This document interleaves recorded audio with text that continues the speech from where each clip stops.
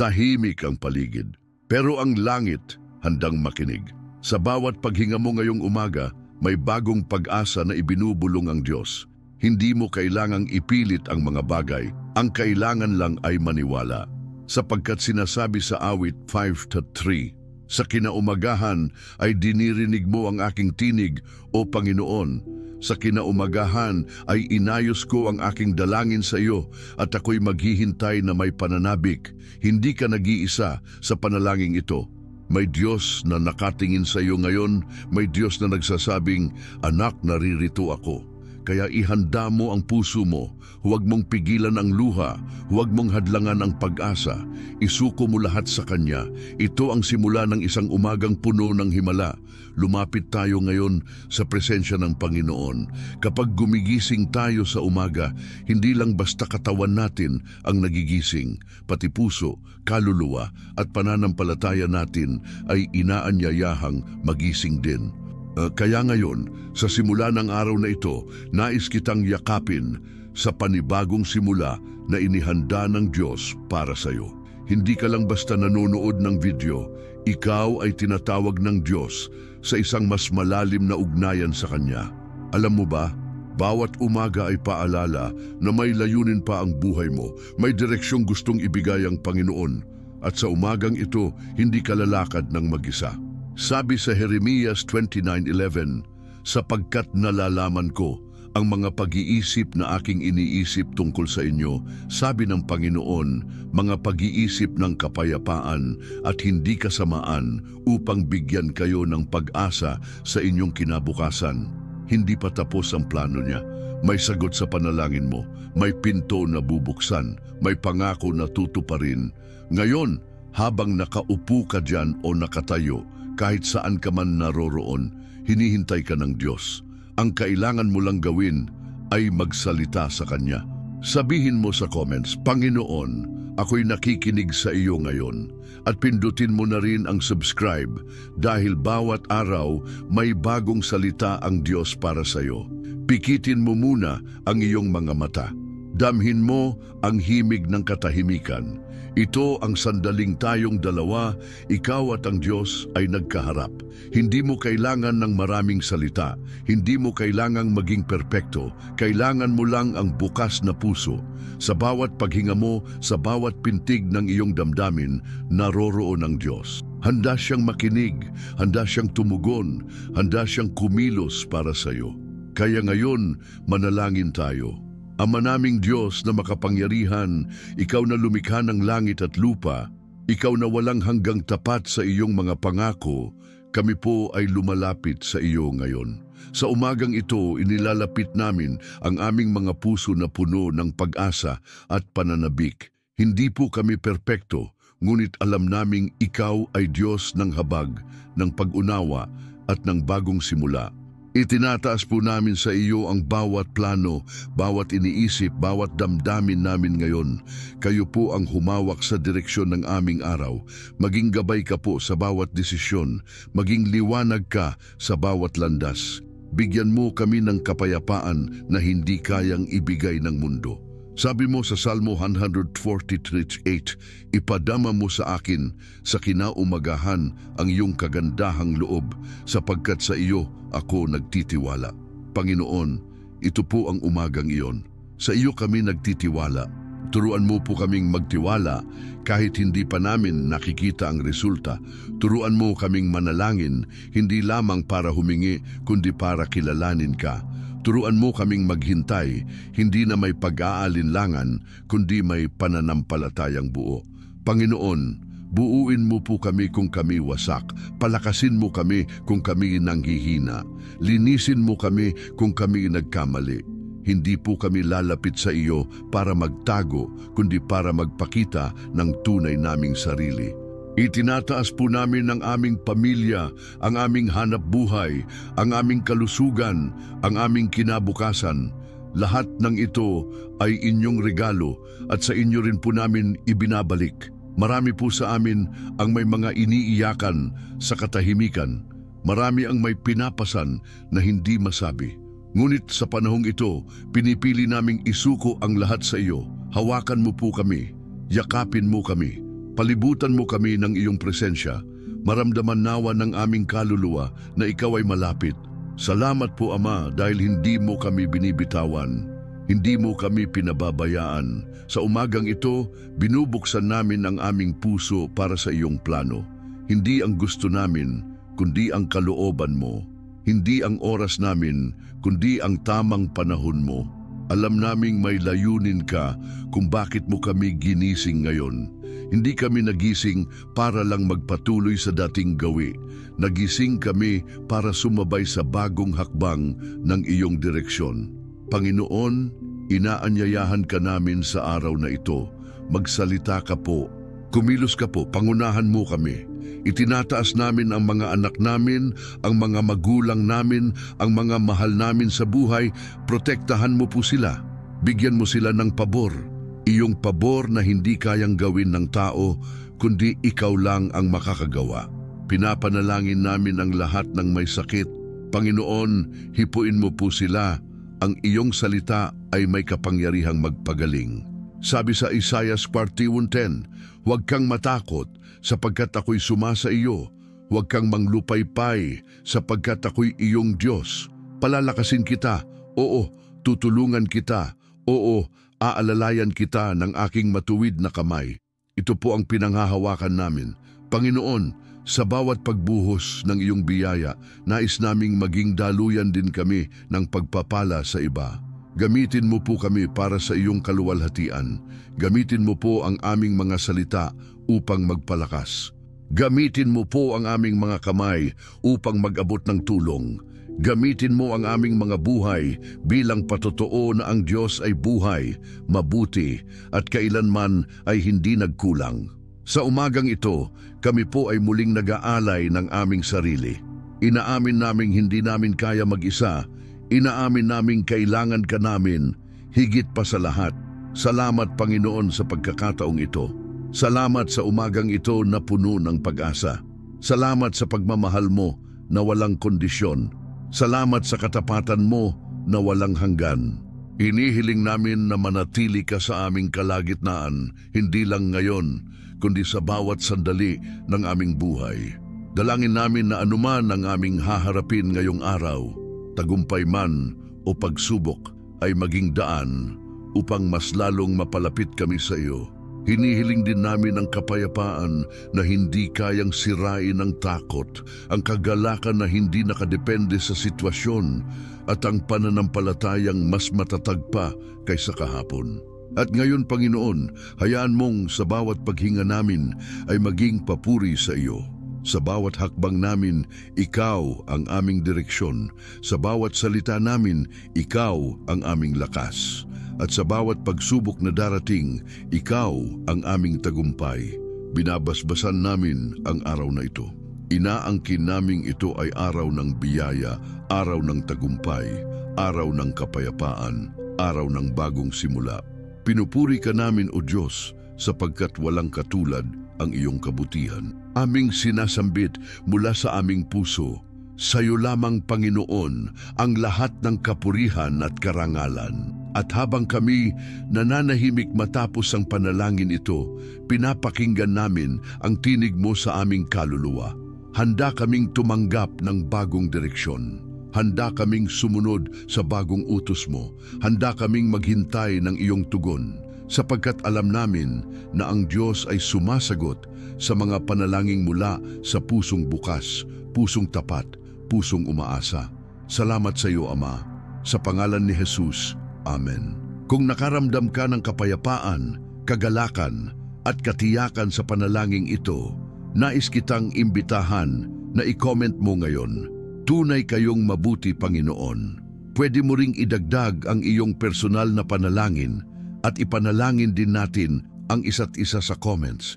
Ang simpleng mensahe mo ay pwedeng magdala ng pag-asa sa ibang makakabasa. At kung hindi ka pa nakasubscribe, ngayon ang panahon, pindutin mo na ang subscribe at sumama sa bawat panalangin at salita ng Diyos araw-araw. May susunod pa, isang kwento mula sa Biblia na magpapaalala sa atin na kahit sa gitna ng lahat, may Diyos na laging gumagawa ng daan.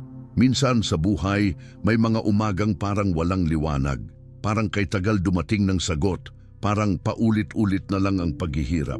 Pero alam mo ba, sa gitna ng dilim, dun mas malapit ang Diyos.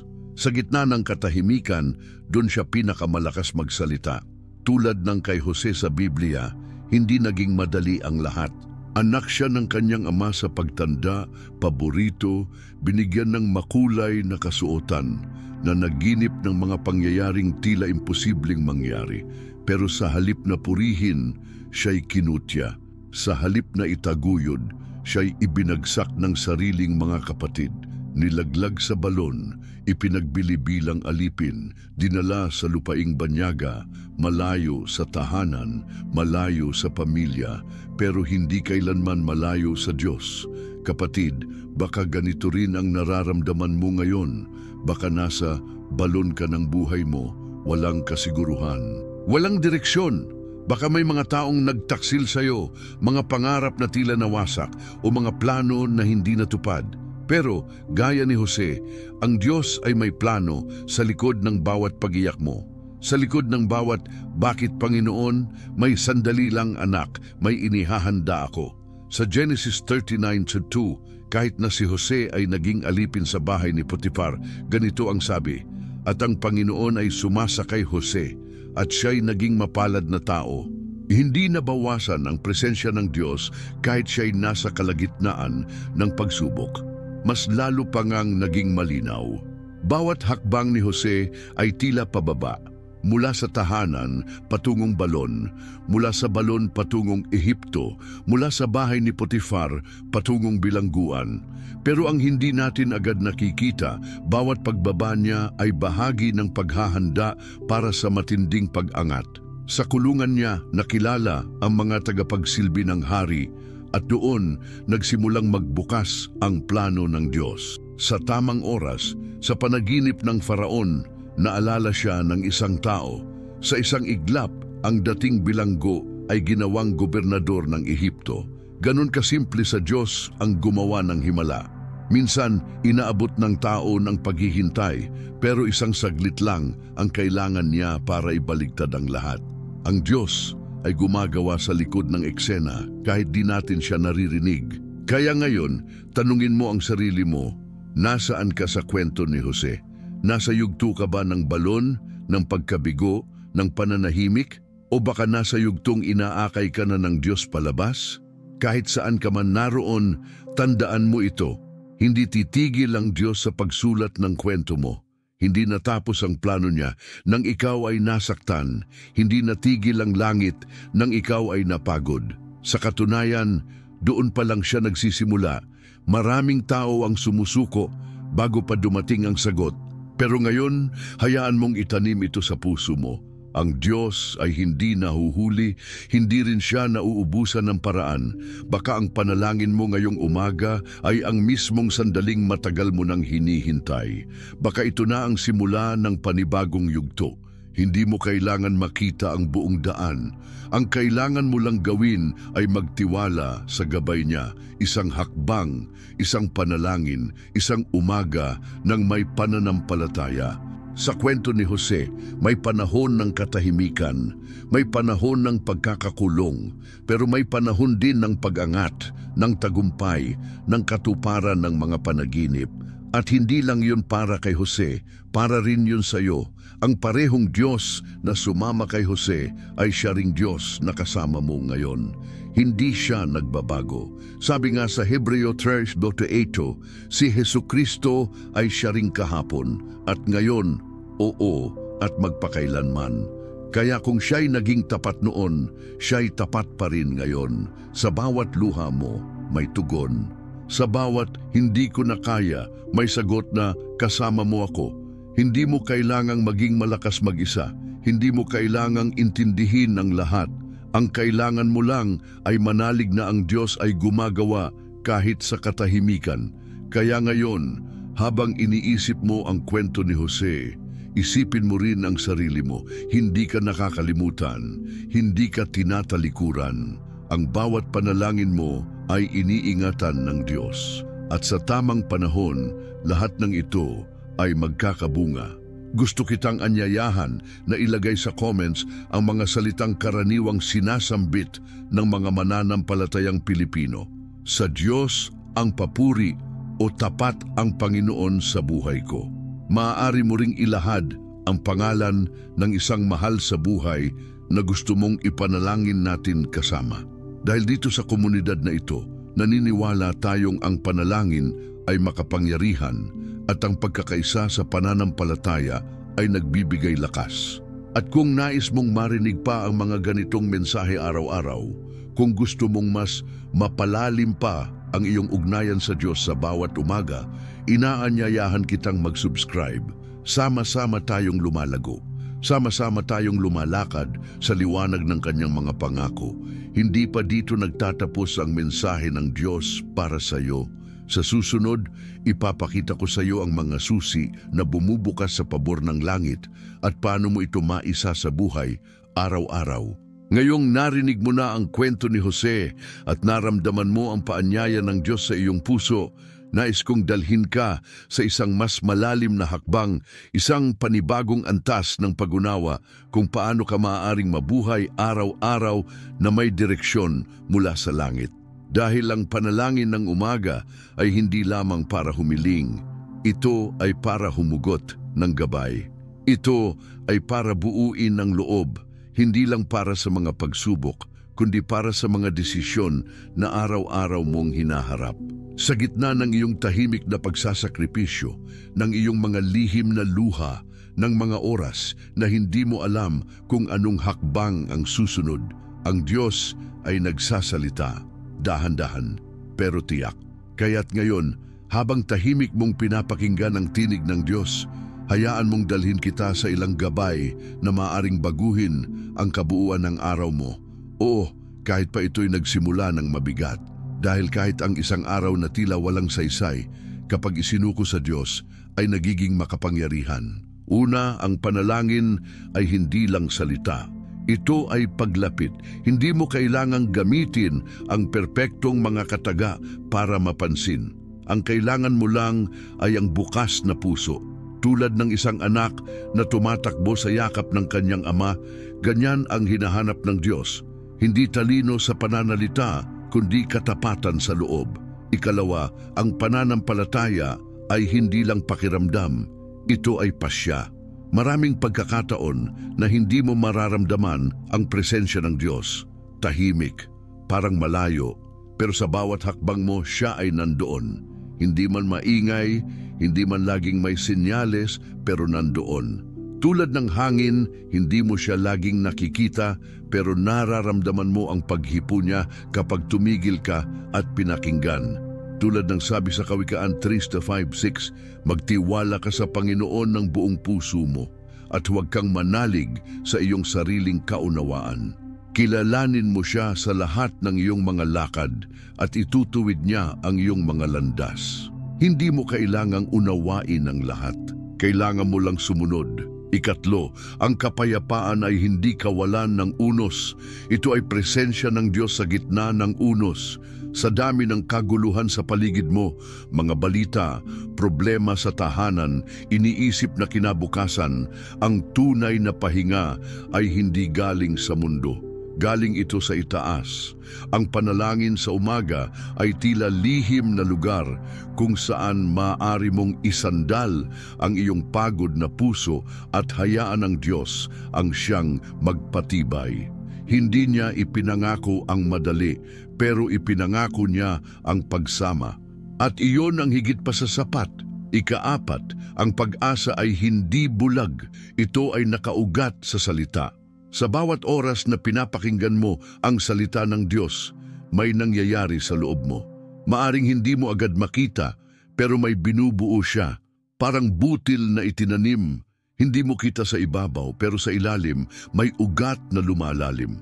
Ganyan ang ginagawa ng Diyos habang ikaw ay nananalangin, kahit sa mga sandaling tila wala siyang sagot. Hindi kanyang nakakalimutan. Sa katunayan, baka kaya tila tahimik, siya ay dahil mas pinipili niyang kumilos kaysa magsalita. At ikalima, ang pasasalamat ay pintuan ng pagpapala. Minsan, ang susi para sa susunod na himala ay hindi panibagong kahilingan, kundi isang bukal ng pasasalamat mula sa puso. Kapag sinimulan mong pasalamatan ang Diyos, kahit hindi pa dumarating ang sagot, doon siya mas lalo gumagalaw. Bakit? Dahil ang isang pusong nagpapasalamat ay pusong handang tumanggap. Ang papuri ay hindi lang para sa panahon ng tagumpay. Ang tunay na pananalig ay ang pagpupuri sa gitna ng kawalan. Kaya ngayong araw, habang nilalakbay mo ang direksyon ng Diyos, itanong mo sa sarili mo, alin dito ang kailangan kong simulang isabuhay? Anong bahagi ng panalangin ng umaga ang tila naging ugat ng himala sa puso ko ngayon? Baka kailangan mo lang manahimik at hayaang magsalita ang Diyos. Baka kailangan mong itigil ang pakikipaglaban sa sarili mong paraan at hayaan siyang manguna. Baka kailangan mong magsimulang magsabing muli ng "Salamat Panginoon" kahit hindi pa kumpleto ang kasagutan. Alam ko, hindi ito laging madali, pero tandaan mo, ang bawat umaga ay panibagong simula. At kung ang Diyos ang nagsimula sa iyo ngayon, siya rin ang tatapos ng may tagumpay. Sabi nga sa Filipos 1:6 na ako'y may lubos na pagkakatiwala sa bagay na ito, na siyang nagpasimula sa inyo ng mabuting gawa, ay siya rin ang tatapos hanggang sa araw ni Kristo Jesus. Hindi mo kailangang isara ang pinto, hayaan mong siya ang tumapos sa sinimulan niya. Isaayos mo lang ang puso mo, buksan mo lang ang espiritu mo, at hayaang dumaloy ang kanyang biyaya. Ngayong umabot ka rito, ibig sabihin, ay may ginagawa ang Diyos sa puso mo. Hindi ito aksidente, hindi ito basta video lang. Ito ay paanyaya, isang paalala, isang gabay. At kung nararamdaman mong may gusto kang ipahayag ngayon, nais kitang hikayatin, isulat sa comments ang mga salitang karaniwang sinasabi ng mga nananampalatayang Pilipino bilang papuri at pananampalataya. Pwedeng "Diyos ang bahala sa lahat" o "Salamat sa biyaya araw-araw." Maaari mo ring banggitin ang isang pangako ng Diyos na inaangkin mo ngayon. Huwag mong hayaan ang pagkakataong ito na lumipas na parang simpleng sandali lang. Gamitin mo ito bilang altar ng pananampalataya mo. At kung gusto mong makasama pa kami sa mga susunod na panalangin, mga mensahe ng pag-asa, mga salita ng buhay, huwag mong kalimutang mag-subscribe. Dahil araw-araw, sama-sama nating haharapin ang umaga, hindi na may takot, kundi may tapang, pananampalataya at katiyakan na ang Diyos ay kasama natin. Hindi pa ito ang wakas. Sa susunod, may mas malalim pang mensahe ang Diyos para sa iyo. Dahil ang plano niya ay hindi natatapos sa panalangin, ito ay nagpapatuloy sa pagsunod, sa pananampalataya at sa buhay na pinupuno ng kanyang kapangyarihan. Kapag sinimulan mong ipagkatiwala ang bawat araw sa Diyos, unti-unti mong mapapansin na kahit ang mga maliit na bagay ay nagiging bahagi ng isang mas malaking plano. Hindi palaging may matinding milagro sa harap mo. Minsan, ang milagro ay katahimikan. Minsan, ito'y kapayapaang hindi mo maipaliwanag kahit may unos. At sa mga sandaling iyon, unti-unting nagbabago ang iyong pananaw. Hindi mo na lang hinahanap ang sagot, hinahanap mo na rin ang presensya niya. At iyan ang tunay na direksyon divina. Ang mga panalangin ng umaga ay parang mga butil na itinatanim mo araw-araw. Hindi mo agad kita ang bunga, pero araw-araw mo silang inaararo sa pananalig. Hindi mo man namamalayan, lumalalim na ang ugat ng iyong pananampalataya. Pinatatag ka, pinatitibay ka, hinuhubog ka. Dahil ang bawat panalangin ay hindi lang daing, ito ay pagtatayo ng altar. At ang altar na iyon ay nagsisilbing paalala sa langit. Narito ako, Panginoon, kausapin mo ako. Bigyan mo ako ng direksyon. Kapatid, kung alam mo lang kung gaano kahalaga ang isang umaga na isinuko sa Diyos, hindi mo ito palalagpasin. Hindi mo ito ipagpapalit sa pagmamadali o sa ingay ng mundo. Dahil sa isang tahimik na sandali, maaaring baguhin ng Diyos ang buong ritmo ng araw mo.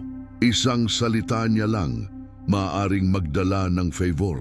Isang paghipo lang, maaaring gumaling ang karamdaman. Isang gabay lang, maaaring makaiwas ka sa maling hakbang. Kaya't ang panalangin ng umaga ay hindi opsyon. Ito ay sandata.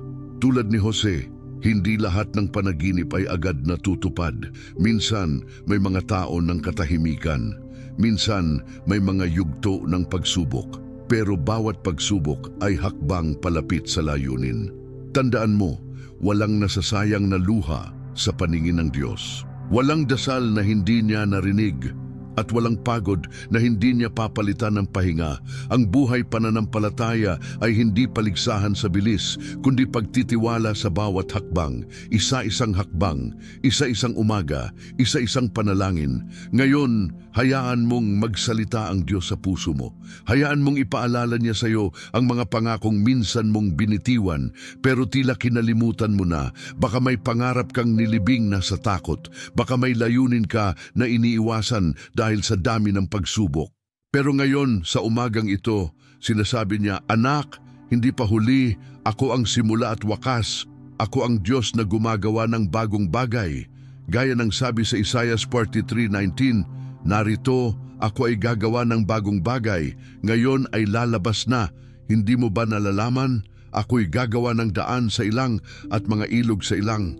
Walang disyerto na hindi kayang padaluyin ng Diyos. At kapag sinimulan mong manalangin, hindi dahil kailangan mo ng sagot, kundi dahil nais mong makilala ang Diyos mismo, doon nagsisimula ang tunay na himala. Hindi na ito tungkol sa gusto mo, ito ay tungkol sa kalooban niya. At sa kalooban ng Diyos, walang pagkukulang, walang pagkabigo. Kahit hindi laging madali, laging may dahilan, laging may direksyon, laging may layunin. Kaya't kahit hindi mo pa alam ang dulo ng kwento, kapag kilala mo ang may akda, sapat na iyon para magpatuloy ka. Kaya sa tuwing ginigising ka sa umaga, huwag mong isipin na isa lang itong normal na araw. Isipin mong ito'y paanyaya. Paanyaya sa presensya, paanyaya sa himala, paanyaya sa bagong yugto ng iyong lakbay. Magtiwala ka kahit hindi mo naiintindihan. Magpatuloy ka kahit walang papuri, maglingkod ka kahit walang nakakakita, at higit sa lahat, manalangin ka, hindi para lang marinig, kundi para makinig. Dahil sa katahimikan, may tinig ng Diyos na bumubulong, "Ako ang iyong Diyos, hindi kita iiwan, hindi kita pababayaan. Sa gitna ng lahat ako'y kasama mo." Ito ang pangako na pwede mong bitbitin hindi lang ngayong araw, kundi sa bawat umaga ng buhay mo.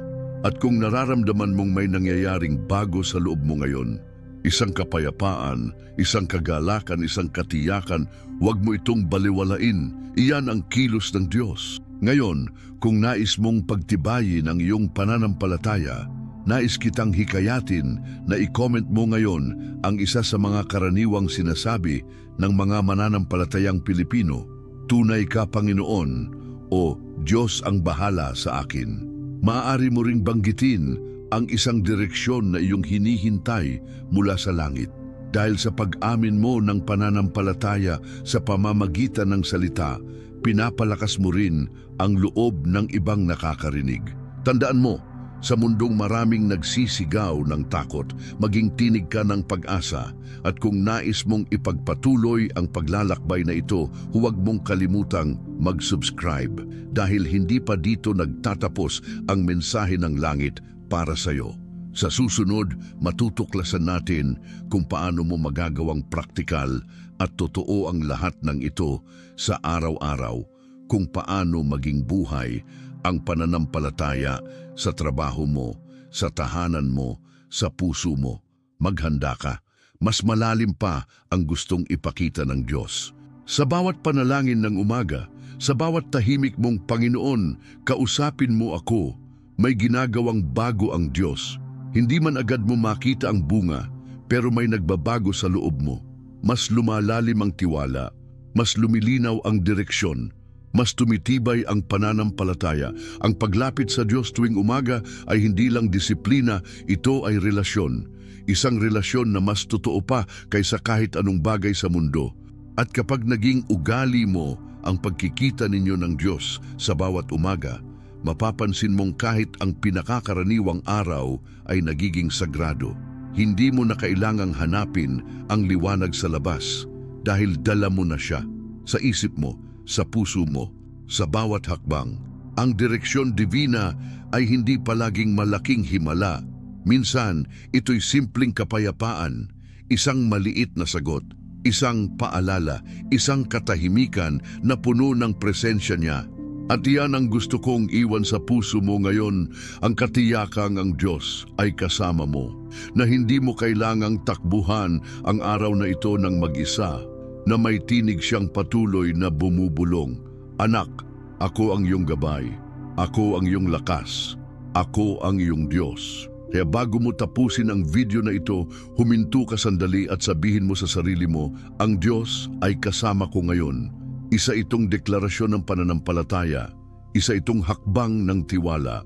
At kung kaya mong i-comment ito ngayon sa ibaba, gawin mo, isulat mo, ang Diyos ang aking lakas at liwanag. Dahil sa mga salitang ito, may sumisibol na pag-asa hindi lang sa iyo, kundi sa lahat ng makakabasa nito. Kung nais mong patuloy pang tumanggap ng mga ganitong mensahe araw-araw, pindutin mo ang subscribe. Huwag mong palampasin ang susunod na panalangin. At bago ka umalis, may inihanda akong video sa screen na ito ngayon. Isang mensahe na siguradong papatibayin ka pa. Panoorin mo ito dahil maaaring ito ang mismong sagot sa tanong na dala-dala mo ngayon. Tandaan mo kapatid, hindi aksidente na nandito ka. Ang Diyos ang naglapit sa atin at ang kanyang plano ay nagsisimula pa lang.